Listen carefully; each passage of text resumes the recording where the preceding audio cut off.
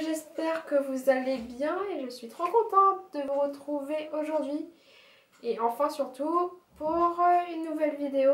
Bon, je retrouve aujourd'hui pour vous partager mes 5 conseils pour bien gérer l'amitié, hashtag l'amour à distance, parce que bien sûr en vacances on part et on rencontre plein de personnes, on se fait des amis ou parfois on arrive même à se faire un petit copain ou une petite copine.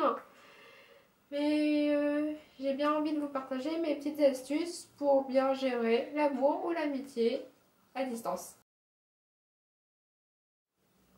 Alors, mon premier conseil pour bien gérer l'amour ou l'amitié à distance, c'est déjà de garder contact, bien évidemment. Alors pour ça, si vous avez un téléphone, donnez-vous vos numéros de téléphone. Si vous avez Facebook, Twitter, Instagram, vous pouvez donner vos pseudos ou votre nom ou votre compte. Enfin, peu importe ce que vous avez, vous donnez ça à la personne avec qui vous voulez rester en contact et comme ça, bien sûr, vous pouvez communiquer. Deuxième conseil que je pourrais vous donner, c'est de communiquer bien évidemment. Alors pour ça, quand vous avez votre numéro, ne restez pas là silencieux à ne rien faire. Même si la personne est encore avec vous, et imaginons qu'elle n'ait pas votre numéro de téléphone, envoyez-lui un message pour lui dire « Oui, c'est moi, je t'envoie ce message pour que tu aies mon numéro. » Et après, si vous ne la voyez pas pendant une journée, envoyez-lui un message pour lui dire « Est-ce que ça va? Qu'est-ce que tu fais ?» Et bien sûr, fixer des rendez-vous pour vous voir aussi. On passe maintenant au troisième point, qui est très important, surtout quand on est en couple et qu'on gère une relation à distance. Le plus important, c'est de se faire confiance. Bien sûr, parce que si vous êtes avec une personne et que vous ne lui faites pas confiance, parce qu'elle est loin de vous, ça ne va pas marcher, bien évidemment. Et pour faire confiance, justement, il faut communiquer. Et voilà. Si vous ne faites pas confiance à la personne avec qui vous êtes, que ce soit en amour, en amitié ou n'importe quoi, là vous ferez mieux de laisser tomber parce que la confiance est primordiale, que ce soit en amour, en amitié. Et on passe maintenant au quatrième point qui est de bien sûr répondre aux messages.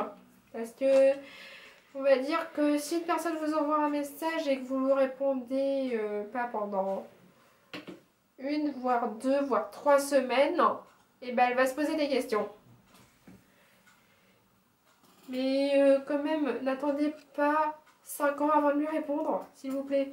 Sauf si vous pouvez, imaginons que vous avez reçu le message de cette personne, mais que vous ne pouvez pas lui répondre parce que, je sais pas, vous êtes dans un autre pays étranger, vous êtes parti loin, vous n'avez pas de réseau ou plus de crédit portable. Là, d'accord, mais quand même, après, quand vous pouvez lui envoyer un message, expliquez-lui pourquoi, parce que la personne, sinon, elle va se dire pourquoi tu m'as pas répondu et tout ça.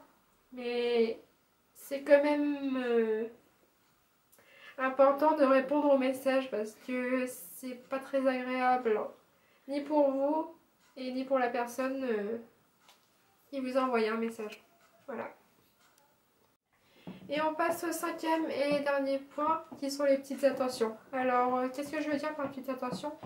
En fait, c'est par exemple faire des petits cadeaux à la personne. Par exemple, vous pourrez peut-être lui envoyer un petit cadeau le jour de son anniversaire ou à Noël. Ou envoyer une petite carte postale par exemple pour juste dire à la personne que vous pensez à lui ou que vous êtes content ou contente de l'avoir rencontré, que c'est vraiment un bon ami pour vous. Voilà, ou sinon vous pouvez aussi lui envoyer juste un petit message vocal ou juste l'appeler ou juste lui envoyer un petit SMS mignon pour lui dire oui, je pense à toi, je suis contente de t'avoir rencontré et tout ça. Voilà, parce que ça fait toujours plaisir. Voilà, cette vidéo est terminée, j'espère qu'elle vous aura plu. Je m'excuse pour ma longue absence, mais avec les examens et tout ça, en fait, j'ai pas eu trop de temps et j'étais surtout un petit peu stressée et tout ça. En tout cas, j'espère que cette vidéo vous a plu. Je vous fais plein de gros bisous et d'ici là, prenez bien soin de vous. Bye bye.